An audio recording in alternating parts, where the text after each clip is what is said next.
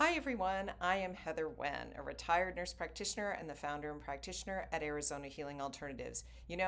I'm passionate about you knowing what your options are in Western medicine or alternative medicine, so stay tuned for this aha moment. I want to talk about today asking the right questions. Now, I'm not big on the word right or wrong, but right in the sense of it was a very important concept that was presented to me many, many years ago when I started as a Total Body Modification or TBM practitioner, and then by my spiritual teacher and all sorts of different folks about asking the right questions. So, what does that even mean, and in what context does that mean? We're going to talk all about that, what the context means, and what it means for you.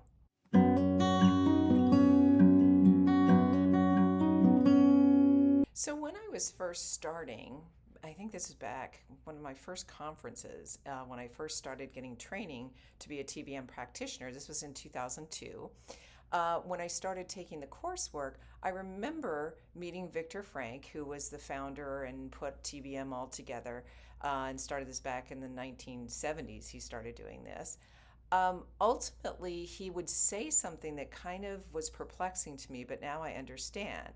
He would say, if you ask me the right question, then you'll get a response. You'll always get a response from me, but you have to ask the right question. And I thought, isn't that kind of arrogant? I didn't get what that meant. But I understood now because Dr. Victor Frank was really brilliant, and he had so much information in his head and so much information that you had to ask it similar to in any other classroom where you raise your hand. If you ask a question that's totally off topic, or one, the answer that you'll get is probably not the answer to what you meant to ask. So that's what he meant by that, is if you ask me the right question, you'll elicit in my brain and my storage units in the brain you'll elicit an answer that will hopefully answer your question. So that's how he meant it. And it's very interesting when it comes to what I do now in applied kinesiology. And I'll talk about that in a moment, but asking the right question, as you know from the different videos, I'll put a couple of them up here about doing self-muscle testing. You have got to ask the right question in order to elicit an answer that will make any sense. And in self-muscle testing, that can be really tricky because we're kind of attached to the answer. But that became really important. And also then with my spiritual training from my wonderful spiritual teacher, Dr. Judith Larkin-Reno, who I talk about a lot, she also was narrowing down questions to ask yourself. And I know in a video that I did a little while ago, we talked about boundaries, and we have to for the holidays, that now I want to talk about the idea of asking yourself, because it was asking a question, it was the do I have to, right? So it's asking yourself the question, and that was Dr. Judith Larkin-Reno taught me how to ask what is the question that elicits you walking through something or analyzing something more thoroughly. So let's go into that a little bit. So let's talk about when I started as a total body modification practitioner. What we know is that when we're muscle testing or using applied kinesiology, we are asking the body a series of questions. Now, sometimes the questions are in the form of holding a specific body point and seeing if we get a strong or a weak muscle response, or holding a different thing, or a vial for allergies, things like that. And that is a form of asking a question of the body. Is this something that's causing problems to the body, or isn't it? However, we can also ask questions of a body. So let's say I'm testing a supplement, and this comes up all the time. Let's say I'm testing somebody for supplements, and when I test them, then all of a sudden I'll test for my primary thing that I'm doing as a TBM practitioner is testing for, is the body in harmony with it? People call that allergies, but it's basically, is the body in harmony with it, or is it reacting against it? So that's my first question when I'm holding it against. I don't even have to ask that question, but I sometimes do, is are you in harmony with this, when we hold the thing to the center of the chest. Then the next question I'm asking is, do you need this? And the body will respond, oh yeah, I need it, I don't need it.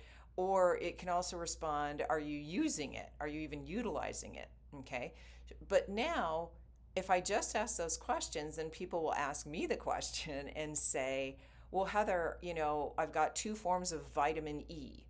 Okay, and once again, I do not, here's my little disclaimer, I do not sell supplements. It's not my thing. I encourage people to, if it's a Chinese herb, to see an acupuncturist and an herbalist that is a specialist in Chinese herbs. If it's a supplement of some kind, to seek out a naturopath, because they tend to be really, really good with different supplements and what to take. But this is people who have gone there or tried over the internet, which you all know. I did a video on that about being careful about prescribing your own supplements. But sometimes they just bring them in and then they want me to test them that they've received from another source. That's completely fine. And so when I'm testing it, then sometimes they'll say, well, Heather, I have these 2 different brands of vitamin E. And so if I were just testing the body for whether it's allergic to them, which is fine, whether it's not in harmony with both of them, the body will tell me that, one or the other. But I have to ask the right question of, does the body have a preference of one brand or another? So that's where it gets much more interesting. And when it comes to emotional asking the body things for emotional work, if you ask the body, and this goes into self-muscle testing, if you ask the body and let's say you're looking at ice cream, can I have this? That question, the body may say, yeah, you can have it. Because that's the question that you're asking. Can I have it? Well, you're perfectly capable of putting it in your mouth and having it, or, this sort of thing. The question would be, is it healthy for my mind, my body, my soul, my spirit, whatever you want to say, for me to have this ice cream right now? Sometimes it's right now. Sometimes it's today. Sometimes there's certain foods that you can eat and you're like, well, people come in and say, Heather, why is it that I'm eating this particular food and I was fine with it 3 days ago and now I'm not fine? And the first thing I'm going to ask is, what stresses are going on in your life? Because if you were really relaxed, you were on vacation, you were fine, and you're not dealing with other stresses, the body may be able to process it just fine. But if you're not relaxed and you're under a great deal of stress, you've had a bad day, sometimes your body won't even process that. I know Viktor Frankl was hilarious, because what he used to do was he used to almost stand in front of his refrigerator and muscle test himself, as to, it maybe today is healthy to have this particular soup, but it's not healthy the next day, even though it's all organic and it's all fresh and all that stuff. It depends on the body. So he used to muscle test the body for that. But he's not asking, can I have this? Because the body will say, sure. The answer you'll get is yes. And that's why I tell people in self-muscle testing, it's really important to ask the right question. And why I tell people it's not a lie detector test. Some people say, oh, I'm going to test my partner. Are they seeing someone else? Are they cheating? Whatever.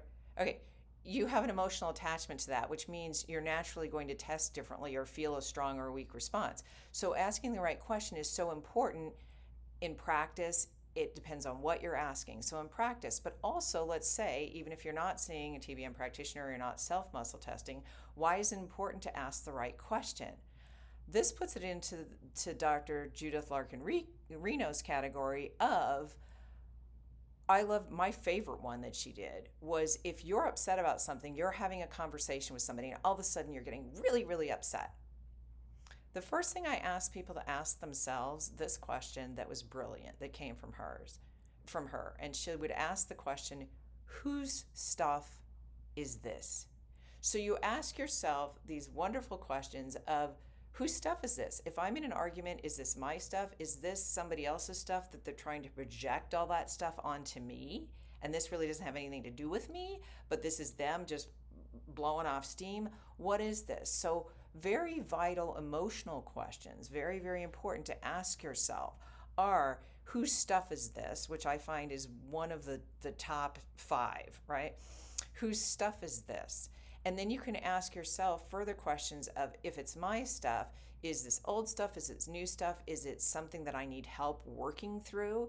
Is it something that I'm having difficulty communicating and I need help either in Western types of counseling or in alternative stuff like what I do, or whatever it is? And it can even be physical stuff where people are like, oh, I have this ache or pain. Well, some of the basic questions to ask yourself is, and most people know this already automatically, which is this serious enough that I need to get it checked out, or did I just pull a muscle, or whatever it is?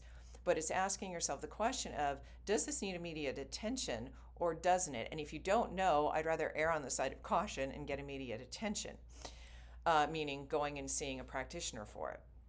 But ultimately, this concept of asking the right question goes a very long way towards trying to help you sort through different things, whether it's making choices. Let's say you're sitting in front of a Western healthcare practitioner, and all of a sudden they say, oh my gosh, your labs came back and you immediately need to go on this medication, or you need to go into this therapy, and you need to do this right away, and they're scaring you as to what you need to be doing, right?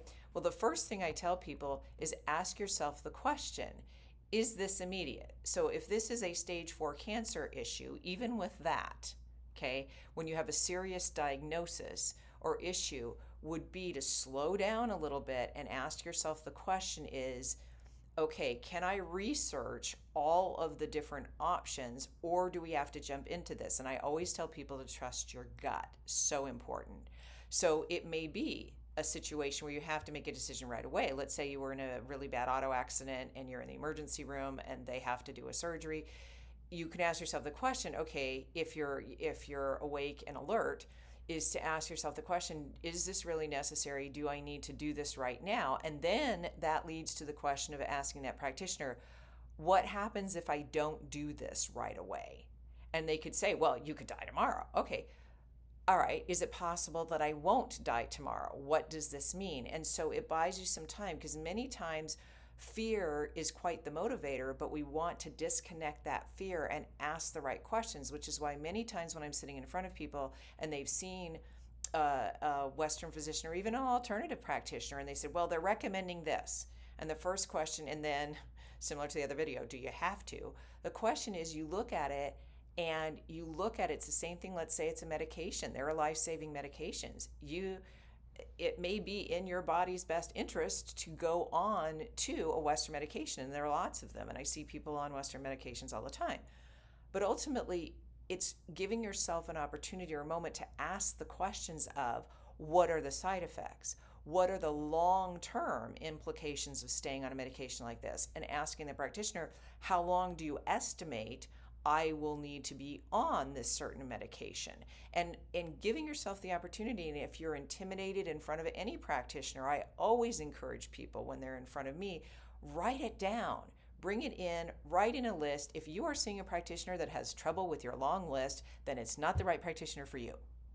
So with that list, you look at it and you go down and you get your questions answered. So even if it's unless it's immediate life or death, then it's looking at it, and so you can make the best decision for yourself when you pass it by your gut and ask all those questions. And don't edit, because you need to make sure you've had all your questions answered. And if somebody comes at you with an attitude when you ask a question, then you really have to ask yourself, is that the practitioner for you?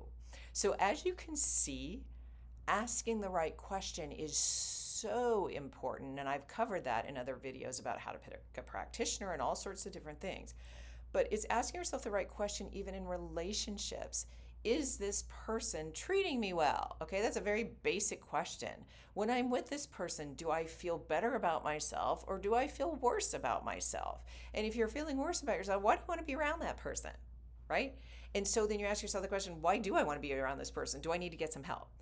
All those different things, but you can see why it's so important to ask yourself these questions, ask other people questions, and then getting an answer, then you're more likely to get an answer that, even if it's that this person isn't treating you well and you have to look at that and maybe get some help for that, or it's a medication that you're not sure about but you want to take some time to think about it, or it's a procedure, or whatever it is, it's important for you to feel in control and in control of the questions. And speaking of that, if you have any questions or comments, don't hesitate to put them in the comments section, and I'll be happy to answer them. I hope this has been helpful for you, and you realize that this topic we could probably talk about it for 3 hours. But I hope this has been helpful for you. Please, if you'd like to, hit the subscribe button. You can hit the notification bell, so anytime new videos come out, you'll be notified. Other than that, I hope you have fun just playing around with and asking the right questions. Have a great day.